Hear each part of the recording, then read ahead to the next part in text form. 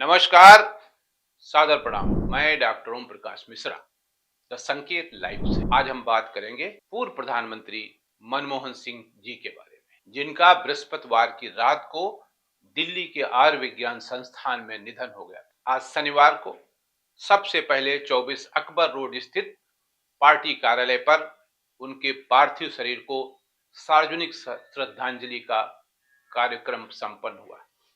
इसके बाद कांग्रेस पार्टी कार्यालय से ही पूर्ण राजकीय सम्मान के साथ उनकी अंतिम यात्रा निगम बोध घाट के लिए रवाना हुई। चारों तरफ हुजूम था, भीड़ ही भीड़ दिखाई पड़ रही थी जहां उनका अंतिम संस्कार किया गया। इससे पहले शुक्रवार को देश के 2 बार प्रधानमंत्री रह चुके 92 वर्षीय डॉक्टर मनमोहन सिंह का पार्थिव शरीर पर राष्ट्रपति द्रौपदी मुर्मू, प्रधानमंत्री नरेंद्र मोदी, कांग्रेस अध्यक्ष मल्लिकार्जुन खड़गे, कांग्रेस की पूर्व अध्यक्ष सोनिया गांधी, लोकसभा में नेता प्रतिपक्ष राहुल गांधी, भाजपा अध्यक्ष जेपी नड्डा, गृह मंत्री अमित शाह तथा रक्षा मंत्री राजनाथ सिंह समेत दूसरे दलों के नेताओं ने भी उन्हें श्रद्धांजलि अर्पित की। शुक्रवार को प्रधानमंत्री मोदी ने एक वीडियो संदेश में कहा कि डॉक्टर मनमोहन सिंह का निधन राष्ट्र के लिए बड़ी क्षति। विभाजन के दौरान भारत आने के बाद बहुत कुछ खोने के बावजूद उन्होंने कई उपलब्धियों को हासिल किया। उनका जीवन भविष्य की पीढ़ियों को सिखाता है कि कैसे विपरीत परिस्थितियों से ऊपर उठकर उन्होंने महान ऊंचाई प्राप्त की। कितने दुख की बात है कि एक तरफ तो तमाम गणमान्य नागरिक, जिसमें विदेशी हस्तियां भी शामिल हैं, वे अपनी भावपूर्ण श्रद्धांजलि मनमोहन सिंह जी को अर्पित कर रहे हैं। दूसरी तरफ कांग्रेस के आलोचक तथा भाजपा के भक्तगण महान अर्थशास्त्री की अलग अलग तरीकों से उनकी व्यक्तिगत तथा उनकी यूपीए 1 और यूपीए 2 सरकार की आलोचना कर रहे थे। ऐसा करते समय वे भूल रहे थे कि काल कवलित होने के बाद तो हम शत्रु की भी आलोचना नहीं करते, जबकि उनका तो शायद कोई शत्रु था ही नहीं, क्योंकि वो बहुत नाप तौल कर संयमित भाषा में बोलते थे। लेकिन भक्तों को तो शायद इससे क्या लेना देना। उन्हें तो हर वो व्यक्ति राष्ट्र विरोधी नजर आता है जो भाजपा के साथ नहीं है। ये भक्तगण इतना ज्यादा भक्ति रस में डूबे हुए हैं कि उन्हें यह भी नहीं दिखाई देता कि जब कोई डेड बॉडी सड़क से निकल रही होती है तो पुलिसकर्मी उसको सल्यूट करते हैं, क्योंकि वो बॉडी अब व्यक्ति नहीं बल्कि मिट्टी है। लेकिन जिनकी आंखों में मोतियाबिंद हो, उन्हें तो साफ कुछ दिखाई ही नहीं देता। इस तरह की टिप्पणियां तथा मीम उस व्यक्तित्व के खिलाफ बनाई गई और प्रचारित की गई जिसका कहना था कि मेरा सामान्य अभ्यास है कि अपने खिलाफ की गई आलोचना का जवाब न देना ही मेरा दर्शन रहा है। उनका कहना था कि हजारों जवाबों से अच्छी है मेरी खामोशी। तभी तो वसीम बरेलवी ने कहा कि लोग बातें ही बनाते रह गए, मैंने खामोशी से दुनिया जीत ली। इसी मौके पर राहत इंदौरी साहब का एक शेर बहुत ही माकूल है। ये अलग बात है कि खामोश खड़े रहते हैं वे, फिर भी जो लोग बड़े हैं वे बड़े ही रहते हैं।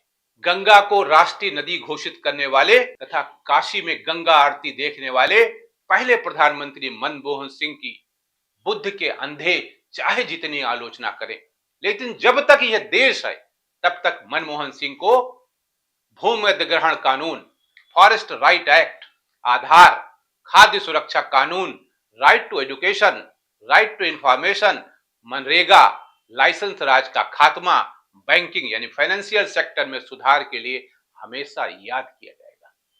इसके अलावा उन्हें इसके लिए भी इतिहास याद रखेगा कि 1991 में बतौर वित्त मंत्री उन्होंने 2 चरणों में रुपए का इसलिए अवमूल्यन किया ताकि विदेश में भारत के निर्यात को सस्ता किया जा सके। 1991 की घटना आप सबको शायद नहीं पता होगी। वो यूजीसी के चेयरमैन थे।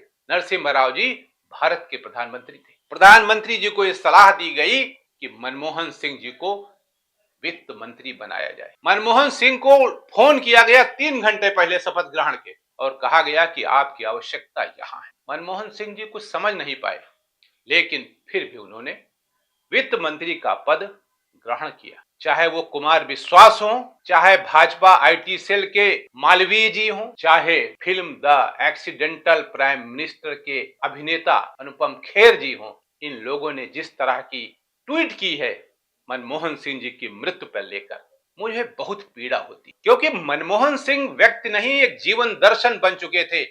वो पॉलिटिशियन नहीं, स्टेट्समैन थे। पॉलिटिशियन हमेशा अगले चुनाव के बारे में सोचता है, लेकिन जो राजनेता होता है, स्टेट्समैन, वो अगली जनरेशन के बारे में सोचता है। मनमोहन सिंह जी अगली जनरेशन के बारे में सोच रहे थे। कल्पना कीजिए कि चंद्रशेखर जी की सरकार के समय सोना गिरवी रखा गया था देश को चलाने के लिए, लेकिन मनमोहन सिंह जी ने आकर 1991 में जब वो वित्त मंत्री बने तो उन्होंने देश को आहिस्ता आहिस्ता किस तरह अपनी रास्ते पर लाए, ट्रैक पर लाए। आज बड़ी बड़ी बातें की जा रही हैं। आज के प्रधानमंत्री जिस तरह का भाषण देते हैं उसकी कल्पना की ही नहीं जा सकती। कभी भैंस की बात, कभी जेवर की बात, कभी मंगलसूत्र की बात। मनमोहन सिंह जी भारत के प्रधानमंत्री 10 वर्ष रहे। मजाल है उन्होंने कोई इस तरह की कभी बात की हो। उन्होंने एक बार कहा था कि कौन कहता है मैं मीडिया से डरता हूं, मैं प्रेस से बिल्कुल नहीं डरता हूं, और यही कारण है कि विदेश जाने से पहले और विदेश जाने वापस आने के बाद विदेश से मैं प्रेस से बात करता और बताता हूं कि मैंने क्या वहां सीखा और क्या किया, तथा देश के लिए क्या किया है, देश के कल्याण के लिए क्या किया है। राजनीति में कड़वाहट अच्छी नहीं है, ये बात मनमोहन सिंह जी ने कही थी, लेकिन आज जिस तरह की कड़वाहट बढ़ रही है वो लोकतंत्र के लिए घातक है। ये बात हम सबको समझना चाहिए। विनम्र व्यक्तित्व के साथ विनम्रता बहुत ही आवश्यक होती है। मनमोहन सिंह के प्रति चाहे जिनकी जो भावनाएं हों, लेकिन मैं तो यही कहूंगा कि देश हमेशा उनका कर्जदार रहेगा और हमेशा उन उपलब्धियों को लेकर वो इतिहास में जाने जाएंगे, पहचाने जाएंगे। भले वो इलेक्टेड प्राइम मिनिस्टर न रहे हों, नॉमिनेटेड प्राइम मिनिस्टर रहे हों, लेकिन उनकी कथनी और करनी में कोई फर्क नहीं था। आप सबको याद होगा कि जब मनमोहन सिंह जी प्रधानमंत्री बनने का समय आया था तो चयन सोनिया गांधी का हुआ था और उन्होंने कहा भी था वी हैव द नंबर्स 272। जो लोग कह रहे हैं ना कि मनमोहन सिंह जी अकेले अचानक प्रकट हुए, ऐसा नहीं था। जिस समय सोनिया गांधी ये कह रही थी, मनमोहन सिंह जी उनके साथ खड़े हुए। इसका मतलब मनमोहन सिंह कहीं न कहीं कांग्रेस अध्यक्ष की गुड लिस्ट में थे। आज पूर्व राष्ट्रपति प्रणब मुखर्जी की बेटी ये कहते थक नहीं रही कि हमारे पिताजी के साथ इस तरह का वो नहीं किया गया सलूक, इस तरह का प्रोटोकॉल नहीं किया गया। कोई तो वजह होगी। आखिर मनमोहन सिंह जी में वो क्या खूबी थी? राहुल गांधी को क्यों कहना पड़ा कि हमारा एक मार्गदर्शक चला गया? इसलिए आज की तारीख में जो लोग भी मनमोहन सिंह जी की नीतियों को लेकर आलोचना कर रहे हैं, वे सूरज के ऊपर थूकने का काम कर रहे हैं, इससे ज्यादा कुछ नहीं।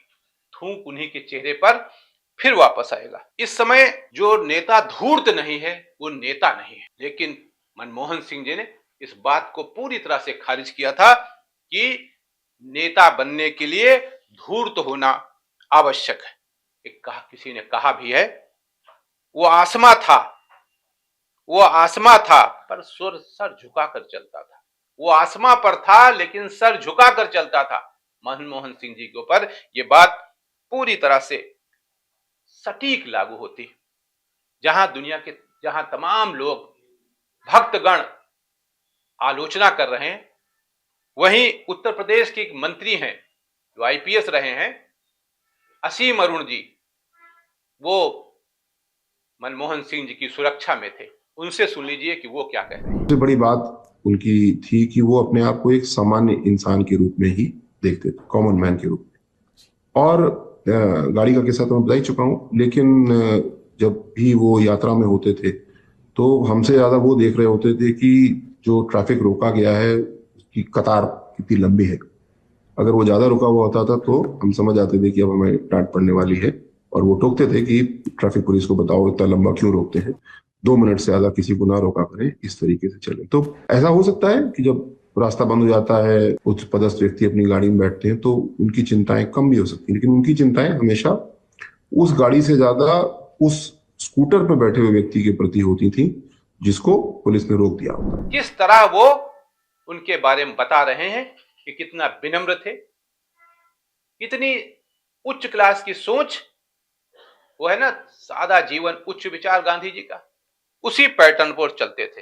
मनमोहन सिंह जी का कहना था कि दुनिया काम से जानी जाती है और पहचानी जाती है, नाटक करने से नहीं, जैसा कि आजकल हो रहा है। भले ही वो एक्सीडेंटल प्राइम मिनिस्टर रहे हों, लेकिन उन्होंने तो अपनी एक प्रेस कॉन्फ्रेंस ये भी कहा था कि मैं एक्सीडेंटल फाइनेंस मिनिस्टर भी रहा हूं, हम सबके बीच वो नहीं है। द संकेत लाइव का पूरा परिवार उन्हें अपनी विनम्र श्रद्धांजलि अर्पित करता है। आज के लिए इतना ही। नमस्कार।